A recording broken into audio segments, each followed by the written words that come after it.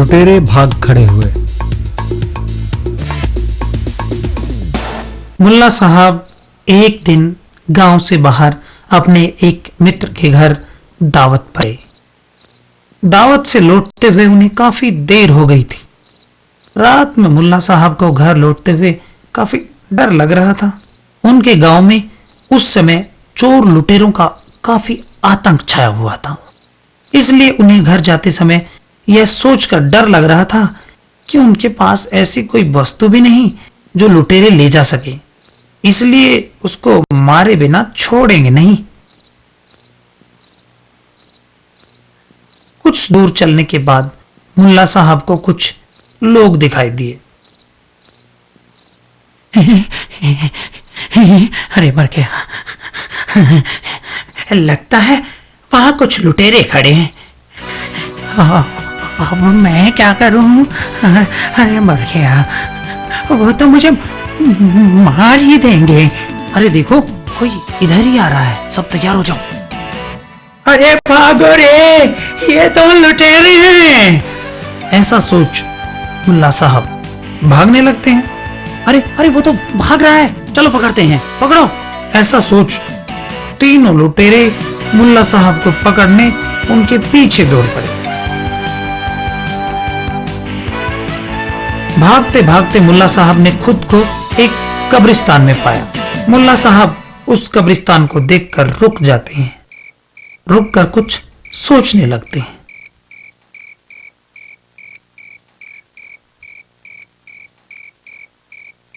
मुल्ला साहब कुछ देर सोचकर कब्रिस्तान में एक गड्ढे में सो जाते हैं।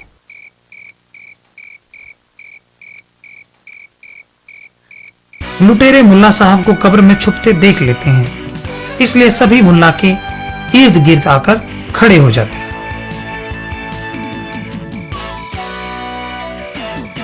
अबे बाहर निकल, हमें देखकर डर से इस गड्ढे में घुस गया। चल बाहर निकल, कौन है तू? यहाँ क्यों लेटा है?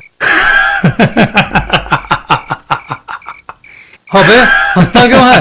बोलता क्यों नहीं? कौन है तू? लगता है इसकी मौत इसे यहाँ खींच लाई है। आज इसे यहीं गाड़ देते हैं। मरे हुए को मरे हुए को क्या मारोगे? क्या मतलब है तुम्हारा? हाँ, कल ही तो मुझे यहाँ दफनाया गया था। मैं नहीं मानता तुम्हारी बातों को। तुम इधर उधर घूम क्यों रहे थे? वो क्या है ना कि कल ही तो मैं यहाँ आया हूँ। इस कब्र में काफी गर्मी लग रही थी, इसलिए मैं इधर उधर घूमने निकल गया था। भाई ये तो भूत है। चलो पतली गली से निकल लेते हैं। अबे डरपोक, रुक जा जरा। अच्छा तो भूत, जरा ये तो बताओ कि हमें देखकर तुम भाग क्यों रहे थे?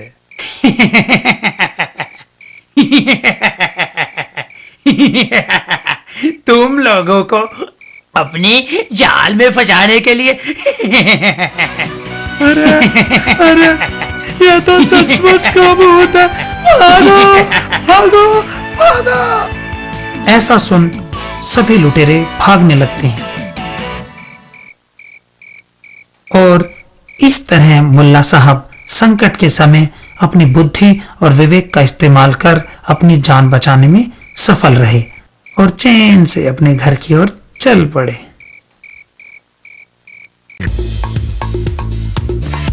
घोड़े की जगह मुल्ला। एक बार की बात है, किसी गांव में धर्माचार्य नाम का उदार व्यक्ति रहता था। उनके पास एक अरबी घोड़ा था। एक बार उन्हें अपने मित्र के घर दावत पर जाना था। वह अपने घोड़े पर बैठकर अपने मित्र से मिलने उनके गांव गए। मित्र के घर पहुंचकर धर्माचार्य ने घोड़े को पास के एक पेड़ से बांध दिया और मित्र से मिलने उसके घर में चले गए।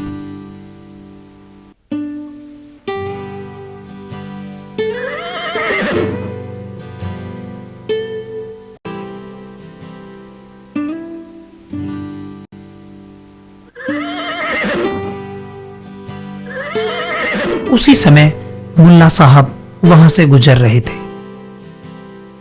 उनकी नजर धर्माचार्य के घोड़े पर पड़ी और वे उस घोड़े को देखकर रुक गए। मुल्ला साहब उस घोड़े को देखकर बोले, वाह, अरे वाह, कितना बढ़िया और आकर्षक घोड़ा है। वाह, कितना फुर्तीला और कैसा ऊंचा और पानीदार घोड़ा है। मजा आ गया, मजा आ गया। मुल्ला साहब उस घोड़े को देखकर बहुत खुश होते हैं और घोड़े को सहलाने लगते हैं। उसी समय बगल से एक अमीर आदमी गुजर रहा था। वह उस घोड़े को देखकर बहुत खुश हुआ और बोल पड़ा, वाह, कितना बढ़िया घोड़ा है, इसे तो खरीद लेना चाहिए। ऐसा सोच वह अमीर आदमी उस घोड़े के पास जाता है और मुल्ला साहब से बोलता है, वाह, तुम्हारा घोड़ा बहुत बढ़िया है। हाँ जनाब, घोड़ा तो बहुत ही बढ़िया है। मैं इसे खरीदना चाहता हूँ, तुम इसे कितने में दोगे? जनाब, ये घोड़ा बिकाऊ नहीं है, कृपया कोई दूसरा घोड़ा तलाश ले। उस अमीर आदमी को वह घोड़ा इतना पसंद आया था कि वह उस घोड़े को किसी भी कीमत पर खरीदना चाहता था। देखो, ये घोड़ा मुझे पसंद है, तुम इसके बदले में जितना चाहोगे मैं देने के लिए तैयार हूँ, लेकिन ये घोड़ा मुझे दे दो। ला साहब ने सोचा, यह ऐसे नहीं मानेगा, इसका कुछ उपाय करना पड़ेगा। ये घोड़ा तो जरूर लगभग 1000 अशरफी तक का होगा। अगर मैं इससे दुगने दाम मांगूंगा तो ये इस घोड़े को छोड़कर चला जाएगा। मुल्ला साहब ने ऐसा सोचकर कहा, देखो, ये घोड़ा 2000 अशरफी का है। यदि तुम इसे लेना चाहो तो तुम्हें इतनी अशरफी तो देनी ही पड़ेंगी। 2000 अशरफी, ठीक है, ये लो। ऐसा बोल उस आदमी ने अशरफी से भरा थैला मुल्ला साहब को दे दिया और वह उस घोड़े को लेकर चल पड़ा। मुल्ला साहब देखते ही रह गए। जब तक वो कुछ बोलते, वह अमीर आदमी घोड़ा लेकर जा चुका था। मुल्ला साहब मन ही मन सोचने लगे, अरे ये क्या हो गया? मैं तो उस घोड़े को बेचना नहीं चाहता था, फिर भी मैं तो उससे मजाक कर रहा था, लेकिन वह तो सचमुच ही उस घोड़े को लेकर चला गया। अब मैं क्या करूं? इसका मालिक उस घोड़े के बारे में पूछेगा तो मैं क्या जवाब दूंगा? इससे अच्छा होगा कि मैं भाग जाऊं, लेकिन घोड़े का मालिक मुझे भागते हुए देख लेगा तो। मुल्ला साहब ये सोचकर थोड़ा घबरा जाते हैं, बचने की तरकीब सोचने लगते हैं। कुछ देर में मुल्ला साहब को एक उपाय सूझा और उन्होंने तुरंत घोड़े को बांधने की रस्सी अपने गले में डाल ली और घोड़े की जगह खुद खड़े हो गए। उसी वक्त धर्माचार्य अपने मित्र से मिलकर वापस आए। मित्र से विदा लेकर वह उसी स्थान पर आए जहां उन्होंने अपना घोड़ा बांधा था। उस जगह पर पहुंचकर उन्होंने घोड़े के बदले मुल्ला साहब को बंधा पाया तो बोल पड़े, अरे मेरे घोड़े के बदले तुम कहां से आए? 10 वर्ष पहले मुझसे एक भूल हो गई थी। मुझे एक ऋषि ने शाप देते हुए कहा था कि जाओ, तुम 10 वर्ष के लिए घोड़ा बन जाओ। 10 वर्ष अभी अभी पूरे हुए हैं, इसलिए मैं घोड़े से फिर आदमी हो गया हूँ। जाओ, मैं तुम्हें आजाद करता हूँ। इस प्रकार मुल्ला अपनी चतुराई से बच निकले और घर की ओर चल पड़े। चंदा मामा कुएं में। एक बार पूर्णिमा की रात में मुल्ला साहब घूमने निकले। रात की ठंडी ठंडी हवाओं ने मुल्ला साहब का मन मोह लिया था। वे मस्ती से बड़े बड़े डग मारते हुए आगे बढ़ते जा रहे थे। चलते चलते मुल्ला साहब एक कुएं के पास से होकर गुजर रहे थे तो कोई चीज कुएं में जा गई। मुल्ला साहब को लगा कि कोई कुएं में गिर गया है। वे कुएं के पास जाकर उसमें देखते हैं। मुल्ला साहब जैसे ही कुएं में झांक कर देखते हैं कि अचानक चौंक जाते हैं। कुएं के पानी में चंदा मामा की परछाई दिखाई देती है। मुल्ला साहब उस परछाई को असली चंदा मामा समझ बैठते हैं। अरे ये तो चंदा मामा है, लगता है पानी में गिर गए। कुएं का पानी तो बहुत ठंडा होगा। चंदा मामा कहीं ठंडे पड़कर पानी में पिघल गए तो मुझे कुछ सोचना चाहिए। हाँ, मुझे कुछ करना पड़ेगा। ऐसा सोच मुल्ला साहब इधर उधर देखने लगे तो सामने एक लंबी रस्सी पड़ी दिखाई दी। रस्सी मिल गई। अब इस रस्सी के सहारे मैं चंदा मामा को निकाल लूंगा। पर चंदा मामा वापस आकाश में कैसे पहुंचेंगे? चलो ऐसा करता हूं, इस रस्सी को नीचे गिराता हूं। चंदा मामा इसे जोर से पकड़ लेंगे और फिर मैं इस रस्सी को जोर से खींच लूंगा और चंदा मामा गेंद की तरह उछलकर आकाश में चले जाएंगे। बस मुझे अब यही करना चाहिए। मेरा दिमाग भी कमाल का है। ऐसा सोचकर मुल्ला साहब उस रस्सी को कुएं में गिराते हैं। चंदा मामा, ओ चंदा मामा, बिल्कुल डरना मत डरना बिल्कुल। मैं नीचे रस्सी को गिरा रहा हूं, तुम इसे जोर से पकड़ लेना। मैं अभी तुम्हें बाहर निकाल लूंगा। हैं? रस्सी नीचे गिरते ही लोहे के एक रॉड में फंस जाती है। मुल्ला साहब रस्सी को बड़ा जोर लगाकर ऊपर की ओर खींचते हैं, परंतु रस्सी ऊपर नहीं आती। मुल्ला साहब रस्सी खींच खींच कर बहुत परेशान हो जाते हैं तो रुक कर सोचने लगता है रोज रोज पूरी खा खा कर चंदा मामा का वजन बहुत बढ़ गया है। लगता है मुझे रस्सी को और जोर लगा के खींचना पड़ेगा।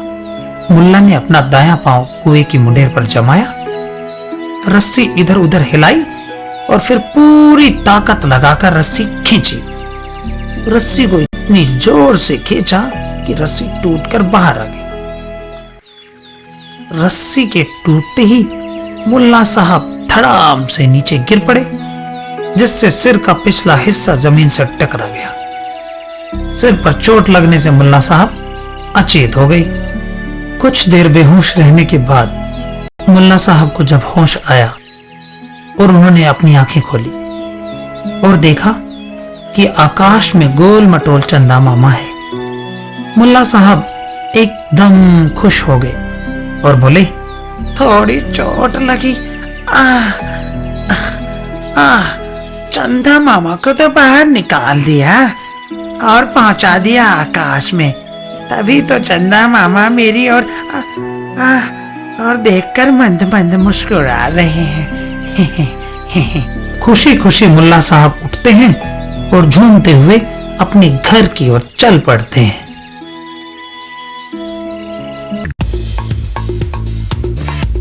हाजिर जवाब मुल्ला।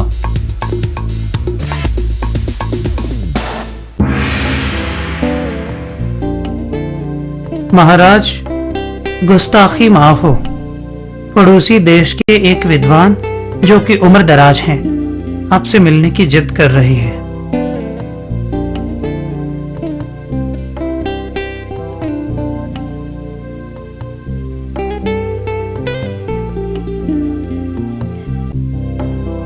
महाराज की जय हो। मैं आपके पड़ोसी देश से आया हूं। आप अपने राज्य के विद्वानों को बुलाइए। मैं उनसे एक एक करके 3 सवाल पूछूंगा। अगर उन्होंने उसके उत्तर सही दे दिए तो मैं उनका गुणगान हर जगह करूंगा, अन्यथा। हमारे दरबार में बहुत विद्वान है, आप अपने सवालों को उनके सामने रखें।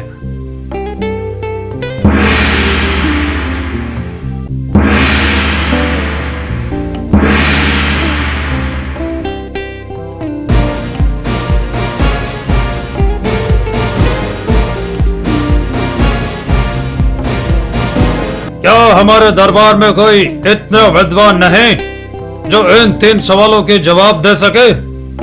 मुल्ला नसरुद्दीन को बुला जाए, वह इनके सवालों के जवाब दे सकते हैं।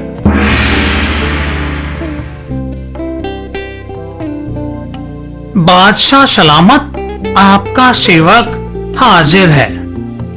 हुक्म कीजिए महाराज।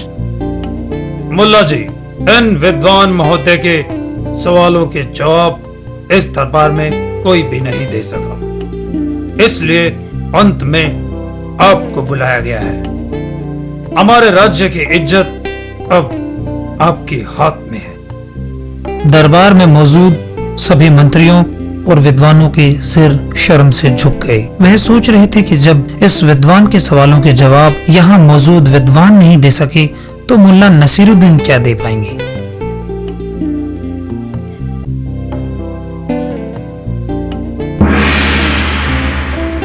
आप अपने सवालों को एक एक करके पूछें। पृथ्वी का केंद्र बिंदु कहाँ है?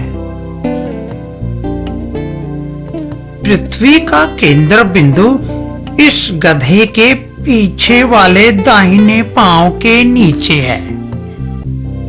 इस बात का क्या सबूत है?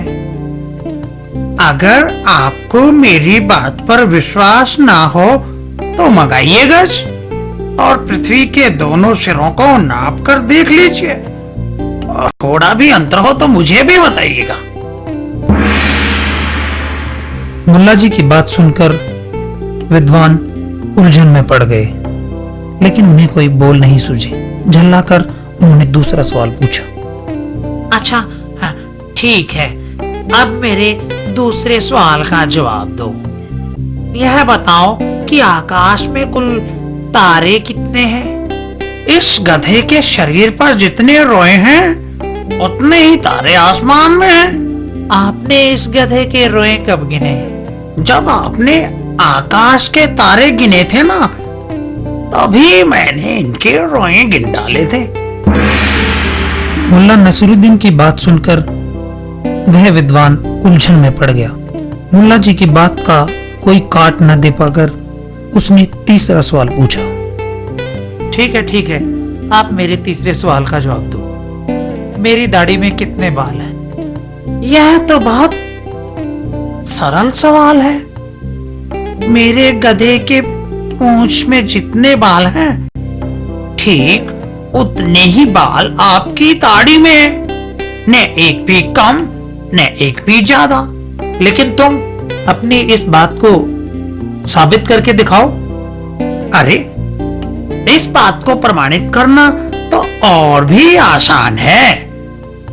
मैं एक बाल गधे की पूंछ से उखाड़ूंगा और एक बाल आपकी दाढ़ी से।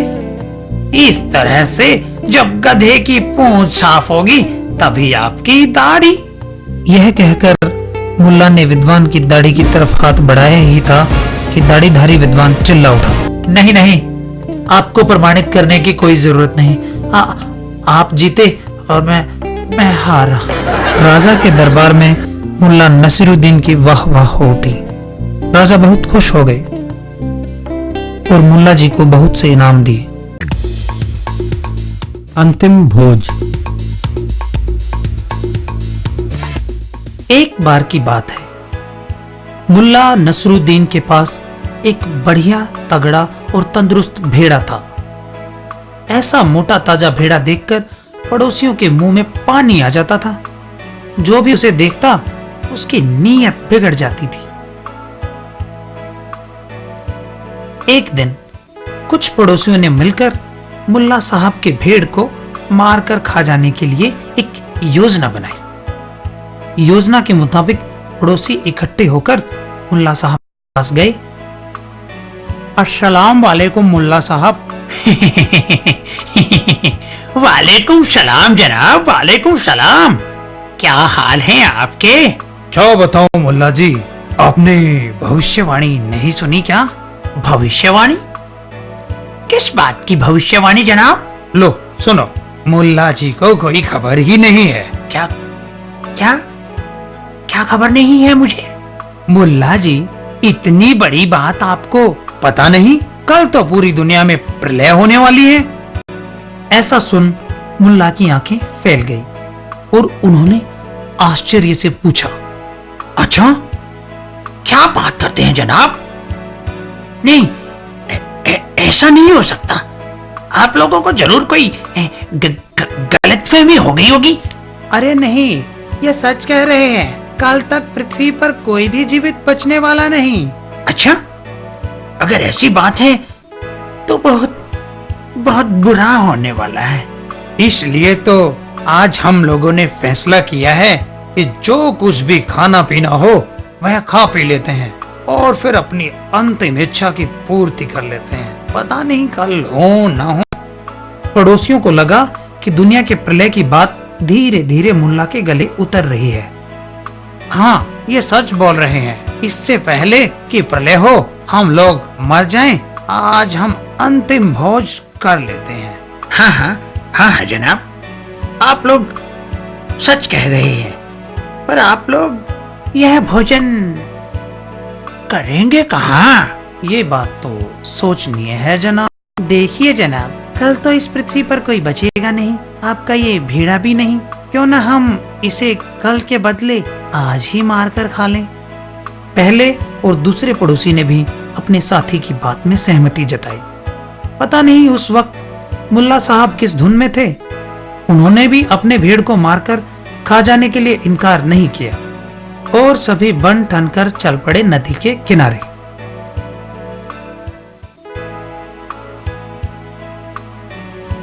नदी के पास सभी पहुंचकर उस भेड़ को मार देते हैं और उनमें से एक भोजन पकाने लगता है और बाकी सभी नदी में स्नान करने चले जाते हैं।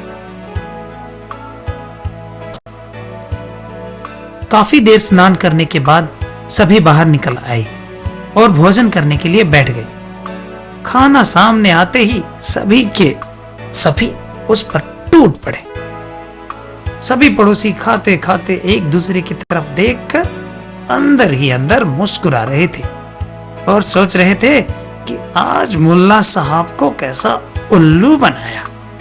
आखिर में उनके भेड़े को मारकर खा ही लिया। सभी ने खूब ठूस ठूस कर खाया और अपने अपने कपड़े उतारकर पेड़ की एक डाल पर टांगकर नीचे सो गए। नदी से होकर ठंडी ठंडी हवा चल रही थी। कुछ ही देर में सभी पड़ोसी गहरी नींद में सो गए और खर्राटे भरने लगे।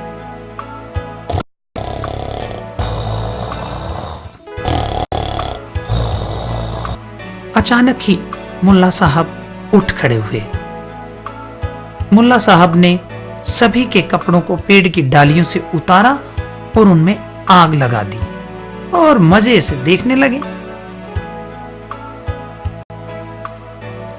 कपड़ा जलने की गंध आते ही हड़बड़ा कर जाग उठते हैं। उठते ही उन्होंने अपने अपने कपड़ों को जलते देखा तो गुस्से में चीख उठे। अरे अरे अरे मुल्ला, आपने ये क्या किया? देखिए जनाब, कल तो पृथ्वी में प्रलय हो जाने वाली है, तो फिर ये कोट भी किस काम के?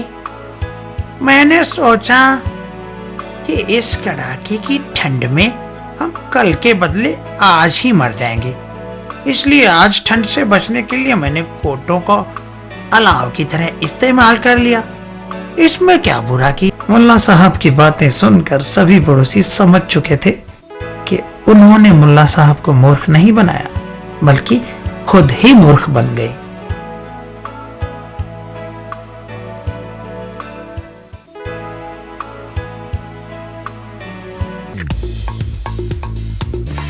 मुल्ला the ghost. One day, Mullah Sahab went to another village to his friend's house for a dinner. While coming back from the party, he became a little late.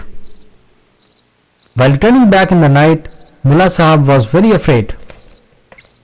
In those days, villagers were really scared of thieves, and that is why Mullah was scared while returning, because he did not have anything which the thieves could take. So he thought, if the thieves don't find any valuables, they will kill him instead. After walking for a while, Mullah Sahab saw a few people at a distance.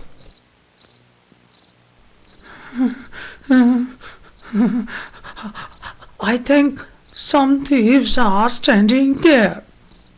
What do I do now? They will kill me. Hey, look! Someone is coming! All of you get ready! Oh God! Run! They are robbers! Thinking so, Mullah Sahab starts running towards his village. Hey! He's running away! Come on! Thinking this, all the three thieves ran to catch him.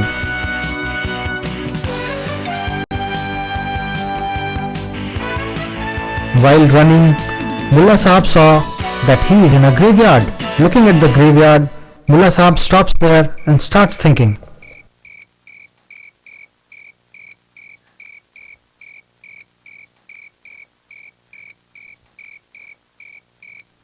After thinking for a while, Mullah lied in a hole of the graveyard.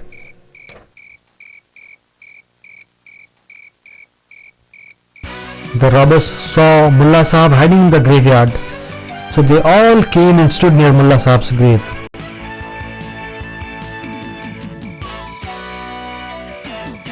Hey, come out! We know that because of fear you are hiding here. Come out! Hey, why are you lying here? Why don't you speak? I'm sure his death has brought him here. We will bury him here itself. Why do you want to kill a dead man? Yes, just yesterday I was buried here. I don't believe you. Then why are you roaming here and there? You know, I came here just yesterday and I was feeling hot here. So I came out to feel better. Oh my God! Oh my God! He is ghost! Come, let's run! Come on, just wait. Okay, Mr. Ghost, just let us know that why did you run seeing us? So that I could trap you all the guys.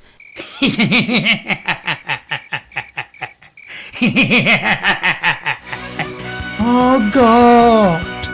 He is really a ghost! Let's run away! Knowing this, all the three thieves ran away from there. In this way, by using his knowledge, Mullah was successful in saving his life and went back home.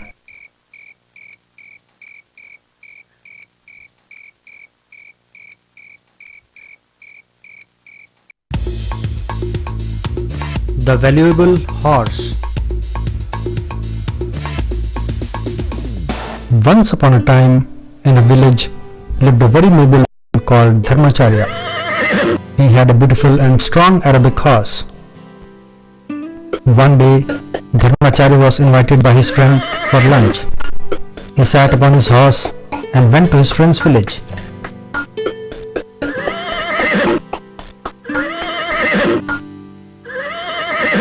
On reaching his friend's house, Dharmacharya tied the horse to a nearby tree and went inside his friend's house to meet him.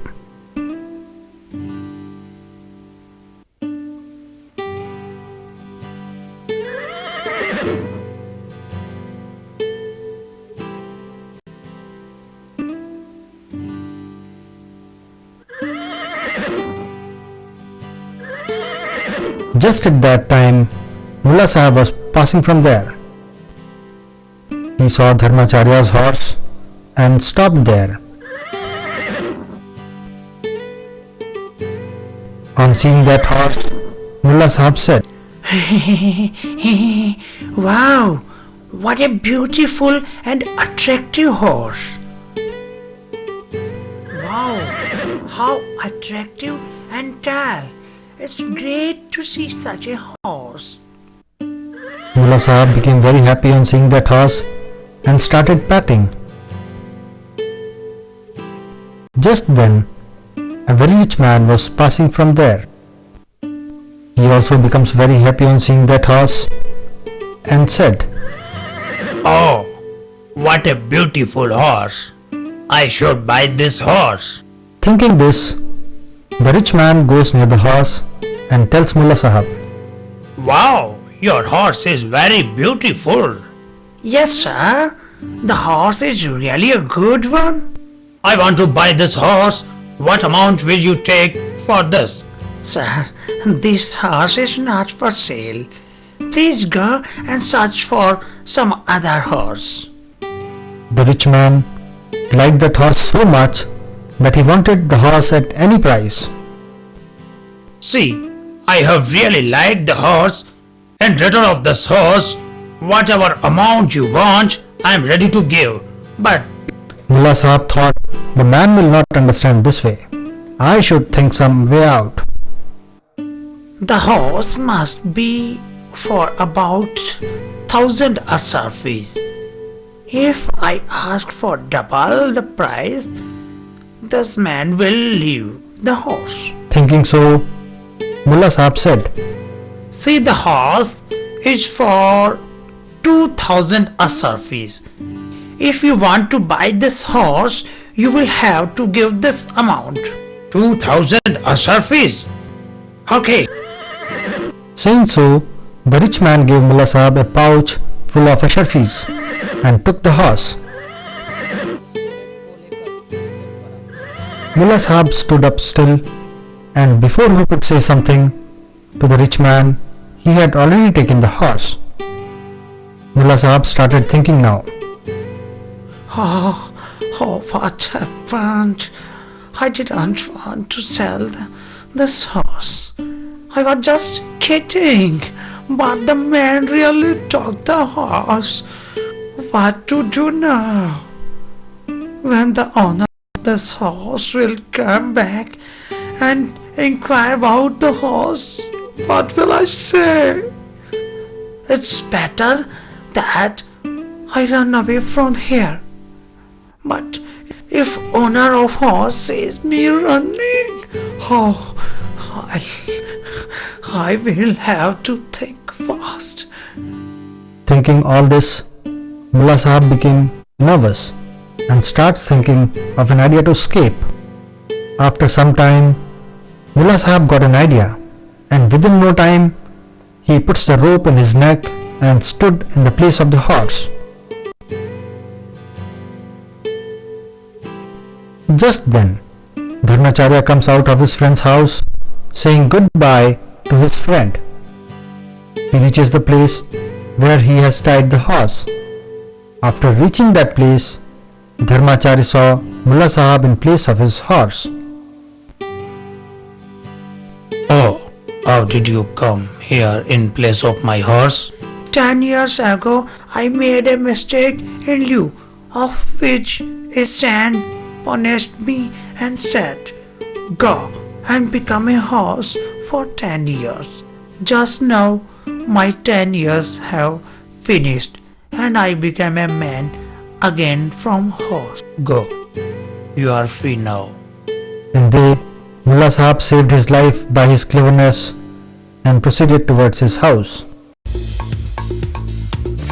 Chanda Mama in the Well. Once, in a full moon night, Mullah Sahab went out for a stroll. The cool breeze made Mullah Sahab very happy. He was happily walking and enjoying the pleasant night. While walking, Mullah Sahab reached near a well and saw something falling in the well. He felt somebody has fallen in the well. Thinking this, he goes near the well and looks inside. As soon as he reached the well and looked inside, he got stunned. In the well, there was the shadow of the moon. Mullah Sahab mistook that to be the original moon. Oh God, this is the moon. I think he has fallen in water. The well water must be very cold. If moon melt because of the cold water, what'll happen? I must do something. Mullah Sahab looks here and there, thinking how to save the moon, and picks up a rope lying nearby. Thank God I got this. I will take out the moon with the help of this rope. But how will the moon reach back to the sky? Let me put this rope inside the well. Chanda Mama will hold it tightly. Then I'll put the rope up and moon will jump high up in the sky like a ball. I should do it now.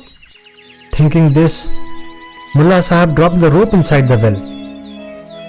Chanda Mama, Chanda Mama, don't be scared. I'm dropping the rope inside the well. You hold it tightly and I'll pull you out. The rope gets stuck to an iron rod in the well. Sahab tries to pull the rope up with strength, but the rope does not come up. Mullah Sahab got worried because he could not pull up the rope and starts thinking.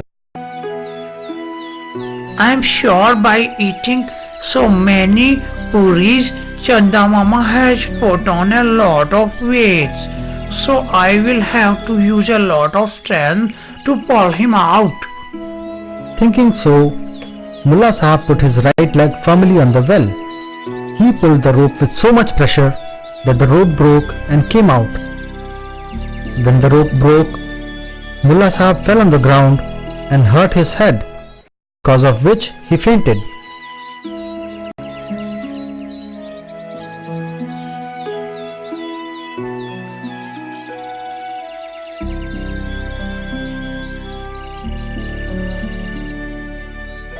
After some time, Mullah Sahab became conscious and opened his eyes and saw a full moon in the sky.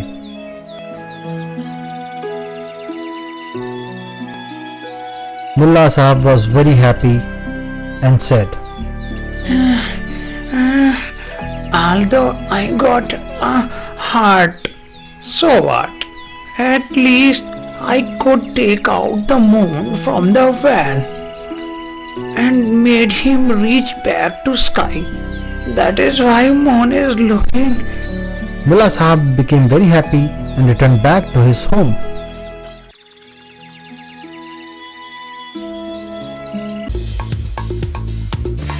Mullah and the Three Questions.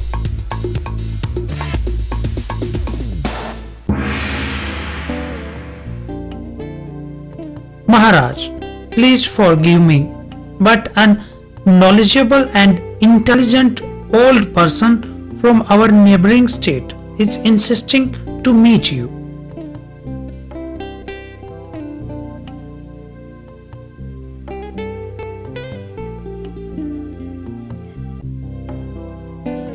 Long live Maharaj.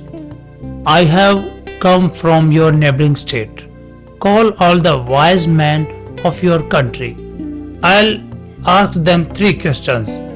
If they answer correctly, I'll praise them wherever I go. Otherwise, there are many intelligent people in this court. You may put up your questions.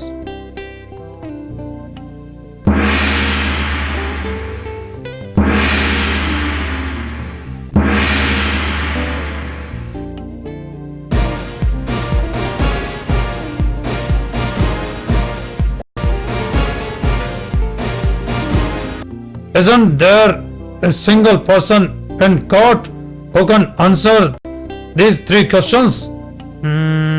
Call Mullah Nasruddin. He will answer his all three questions.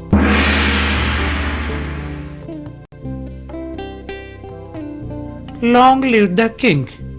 I am here to serve you. What can I do for you? Mullaji, nobody in the court is able to answer the questions of this gentleman.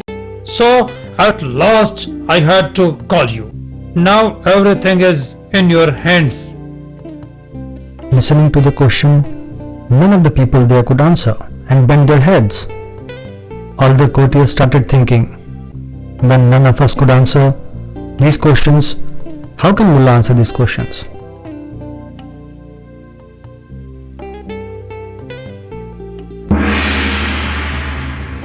Gentlemen, please ask the question one by one. Where is the center point of the earth located? The center point of the earth is below the right leg of the S. What's the proof? If you don't believe me, then please get an inch tape and measure the both ends of the earth and see. In case there is any difference, then tell me also. Listening to this answer, the Vidwan got confused but had no reply to his answer. He asked the second question. Okay, answer my second question. Tell me how many stars are there in the sky? The number of hairs on the body of the earth is equal to the total number of the stars in the sky. When you counted the number of stars in the sky, at the same time I had counted the number of hairs of my head. The old man again got confused, listening to the answer of Mullah. But again, he had no reply. So he asked the third question. Alright. Now answer the third and last question. How many hairs are there in my beard? Oh, that's a very easy question. The numbers of hairs present in the tail of my ass is equal to the number of hairs present in your beard. Neither one less nor one more. But you have to prove yourself now. Oh, that much simple. I'll pluck one hair from the tail of my ass and one from your beard. In this way, the moment the hairs on the tails of my ass finishes, the hairs of your beard will also finish. Saying this, Mullah moved towards the old man to pluck his hair from the beard. The old wise man started screaming, No. You don't have to prove anything. You win and I lose. Everybody starts praising Mullah, and the king too became very happy and rewards Mullah with a lot of valuables. The last meal. Once upon a time, Mullah Nasruddin had a good, strong and healthy sheep. Seeing such healthy, fat sheep, all his neighbors' mouth used to water. Whoever saw the sheep wanted to eat. One day, some of his neighbors planned to kill Mullah Sahib's sheep for a feast. As per the plan, the neighbors together went to Mullah Sahib. Salaam alaikum, Mullah Sahab. Walaikum salam. How are you? What do I say? Did you hear the broadcast? Future predictions? About what? Look here. Mullah Sahab doesn't know about this. What is it which I don't know? Let me know. Mullah Sahab, you don't know about such an important thing? Tomorrow everything in this entire world will finish. Listening to this, Mullah Sahab was surprised and he asked, Really? What are you saying? This is not possible. You all are mistaken. Oh yes, they all are right. By tomorrow no living thing will survive anymore on this earth. Really? If it is true, it is bad. That's why we all have decided whatever we want to eat and drink, we should do it today and fulfill our last wishes. Who knows what happens tomorrow? the neighbors thought that Mullah Sahab believed about the destruction of the earth.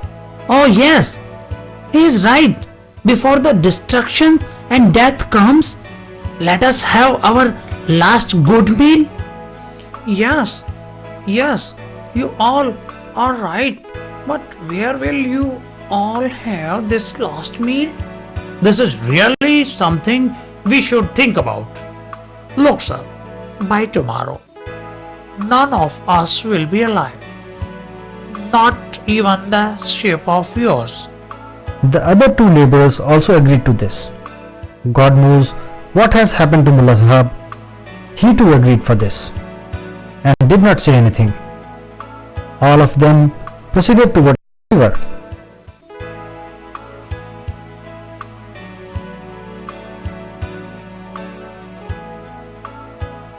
On reaching the bank of the river, they killed the sheep. One of them started cooking the meat and rest of them went for a bath in the river.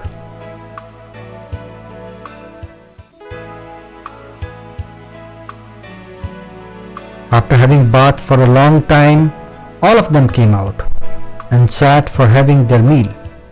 They all started eating as if they never had meal in the past. All the neighbors looked at each other and smiled. They were thinking that how nicely they have made fool of Mullah Sahab. At last they could eat his sheep.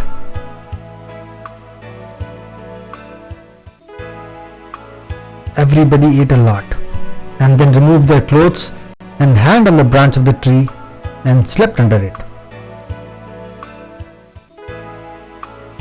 Near the river, there was cool breeze, because of which all of them slept in no time and started snoring.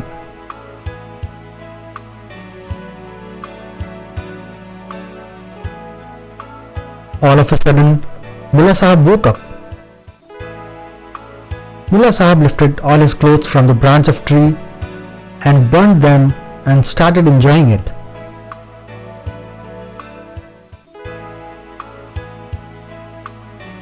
All the neighbors got up when they smelt burning clothes. On getting up, they saw their clothes being burnt and they started screaming. Oh, Mullah Sahab, what have you done? See, all of you, tomorrow the entire earth will be destroyed. So what is the use of these clothes? I thought in this weather we will die today instead of tomorrow of severe cold. That is why, to prevent myself from this cold, I burnt all these clothes to make myself warm. What's wrong did I do? Listening to Mullah Sahab, the neighbors realized that they did not make fool of Mullah Sahab, but they themselves have become fool